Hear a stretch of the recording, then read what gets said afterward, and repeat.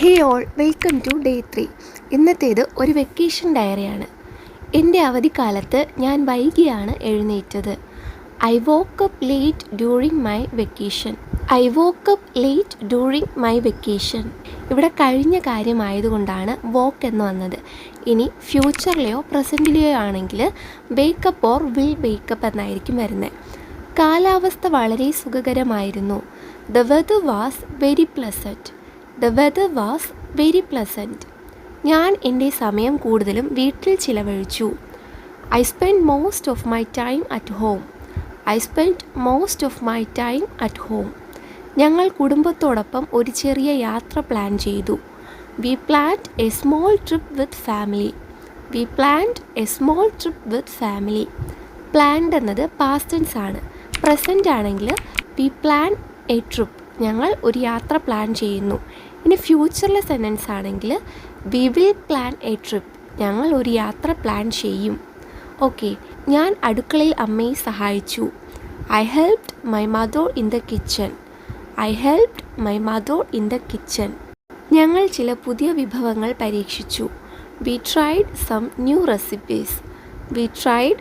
New recipes. ഈ സമയത്ത് ഞാൻ നിരവധി സിനിമകൾ കണ്ടു.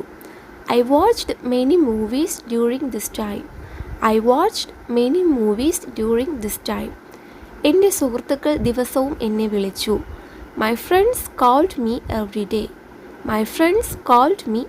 day. പ്രസൻ്റ് ആണെങ്കിൽ my friends call me. സുഹൃത്തുക്കൾ എന്നെ വിളിക്കുന്നു. ഇനി ഫ്യൂച്ചറിലെ സെൻറ്റൻസ് ആണെങ്കിൽ my friends will call me. സുഹൃത്തുക്കൾ എന്നെ വിളിക്കും. ഓക്കെ, ചിലപ്പോൾ എനിക്ക് കുറച്ച് ബോറായി തോന്നി. Sometimes I felt a little bored. അതുകൊണ്ട് ഞാൻ പുസ്തകങ്ങൾ വായിക്കാൻ തുടങ്ങി. So I started reading books. ഞാൻ ഇംഗ്ലീഷിൽ സംസാരിക്കുന്നത് പരിശീലിക്കുകയും ചെയ്തു. I also practiced speaking in English. Started and practiced ഇത് പാസ്റ്റ് ആക്ഷൻസ് ആണ്. പ്രസൻറ്റിലെ ആണെങ്കിൽ ഐ സ്റ്റാർട്ട് ഓർ പ്രാക്ടീസ് എന്ന് പറയാം. ഇനി ഫ്യൂച്ചറിലെ ആണെങ്കിൽ I will start or practice. ഇതൊരു ഹാബിറ്റ് ഡെവലപ്പ് ചെയ്യുന്നതിനെ കാണിക്കുന്നു. ഒരു ദിവസം ഞങ്ങൾ ബന്ധുക്കളെ സന്ദർശിച്ചു. We visited our relatives one day. അവർ ഞങ്ങളെ കണ്ടതുകൊണ്ട് വളരെ സന്തോഷപ്പെട്ടു. They were very happy to see us. യാത്രക്കിടെ ഞാൻ നിരവധി ഫോട്ടോകൾ എടുത്തു. I took many photos during the trip.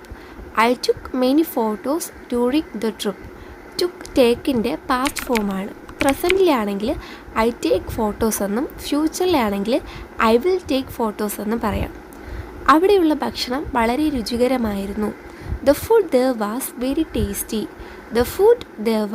very tasty. ഞാൻ ഓരോ ദിവസവും ചില പുതിയ കാര്യങ്ങൾ പഠിച്ചു. I learned some new things every day. ചില ദിവസങ്ങളിൽ ഞാൻ നേരത്തെ എഴുന്നേറ്റു.